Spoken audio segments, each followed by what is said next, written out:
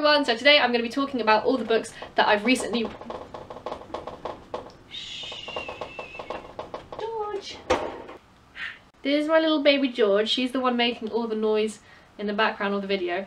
As I was saying, today I'm going to be talking about all the books that I've been reading, all the ones that I have read, and yes, let's go. I'm going to put you back now. So a book I finished this summer, which I never got the chance to talk about but really want to, is The Soloist by Steve Lopez. Now this is technically non-fiction. It's written by a journalist for the New York Times, I think, and it's about a journalist who one day comes across this busker in Los Angeles and he becomes very intrigued in his story, and the more he finds out about this man called Nathaniel Ayers, the more he discovers that he actually has a very tumultuous past and he comes from a very difficult upbringing and he suffers from schizophrenia. And the whole book and the whole story, which is a true story, is about their friendship and the bond that they form, but also the kind of ups and downs of Nathaniel's mental health and how that really affects both the narrator, who is the journalist, and also just people in Los Angeles and in America in general who are keeping up with Nathaniel's story in the papers. Some criticism it has received is that it is written like a journalist as opposed to fiction,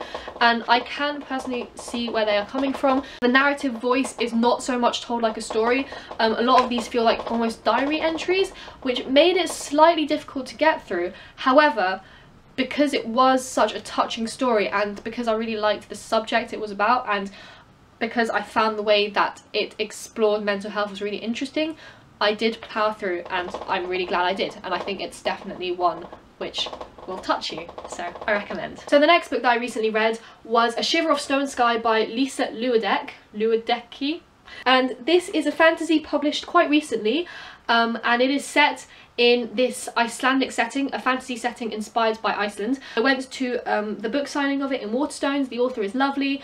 The thing about this book is that I wasn't particularly drawn to the characters because I felt that it was a bit hard to connect with them, but I thought that the world building was really fantastic. One thing about this book is that the ending had me slightly confused because it felt like it needed a book 2, but to my understanding it is a standalone, although she is currently writing a prequel, so I'd be curious to see that. I think she is a very good writer. I think she writes with a lot of description, just the characters weren't really for me, which is what took away some of my enjoyment of the story. Hello! If I put you back in your cage, please be silent, yes? Yes, okay. So the next book I want to talk about, which is one I borrowed from the library so I do not actually have, is The Upside of Unrequited by Becky Albertalli.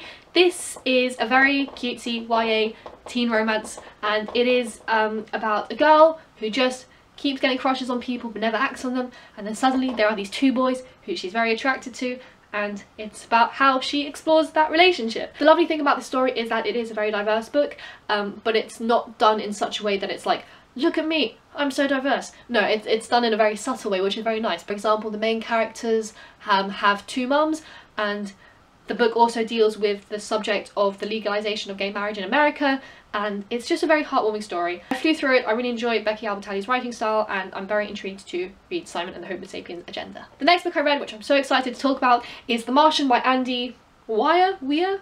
I finished this just the other day, so you probably will have heard about this book because it really blew up last year. It's basically about a man who gets stranded on Mars, and it's about his survival story and how he gets back to Earth. And I just bloody loved this story.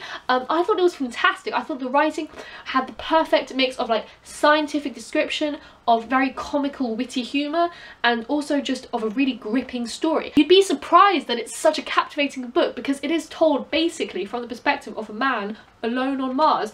And one thing I really did appreciate was the switches of perspective. So for example, you have a chapter about the main character Mark Watney and how he's surviving and like what he's doing to keep himself busy, and then you'd flick to a scene in NASA where you'd see all the astronauts and all like the people in charge like stressing over Mark and being like, oh my god, how are we gonna get him down from Mars? I just thought it was a perfect balance between the two, and I dug in the pages of all my favourite like massive triumphant moments, because the thing about this book is you get so invested in the story and in the rescue mission. Like, you're really rooting for the main character. You're just like, come on, you can do it, get back to Earth. Somehow it just captivates you to the very last page, and I am very excited to watch the film. So those are all the books that I've completed. I'm reading 3 at the moment. Someone commented on the last video being like, how many books are you reading? Because you've mentioned like 50. I'm terrible in that. I just keep starting new books. I don't know. It's just a really bad habit of mine where I start one and then I find another book that I want to start, and then it's just like an onward downward spiral. Anyway, these are the books I'm currently reading. Mouse by Art Spiegelman, which I've spoken about before, which is a graphic novel, and this is about World War II told from the perspective of mice. And I've already mentioned this one briefly, but I just love the illustrations. I'm 60 pages in, so I'm making some advances. I'm also reading The Picture of Dorian Gray by Oscar Wilde. I haven't actually read much of his stuff. I've read a lot of his short stories, but I have seen a lot of the film adaptations of his plays and stories, because they always have like stellar casts with people like Colin Firth and Rupert Everett and like all those great actors. One of my favourites of his is An Ideal Husband. I've only seen the film, but I do want to read the book. Play, I think. This is such a unique story because obviously it was written quite a while ago, but I feel like if it was published today, people would still be like, oh my god, what an amazing book. So this book follows Dorian Gray, a very rich, beautiful and young aristocrat. He lives in high society in Britain. He captures the affection and attention of everyone around him just because he is so beautiful, and he becomes, as the book progresses, more and more obsessed with appearance and the idea of preserving his youth. And in a slightly sci-fi twist, a portrait is painted of him, and he soon discovers that this portrait is starting to age, and then he discovers that he is in fact not aging. I haven't finished it yet, so I don't know where it's going to lead. I watched the film but a very long time ago, but it's just such an exciting book, and Oscar Wilde has this absolutely beautiful poetic way of writing. So I'm really enjoying this one. Finally, I started just a couple of days ago The Hound of the Baskervilles by Arthur Conan Doyle, and obviously this is a book about Sherlock Holmes.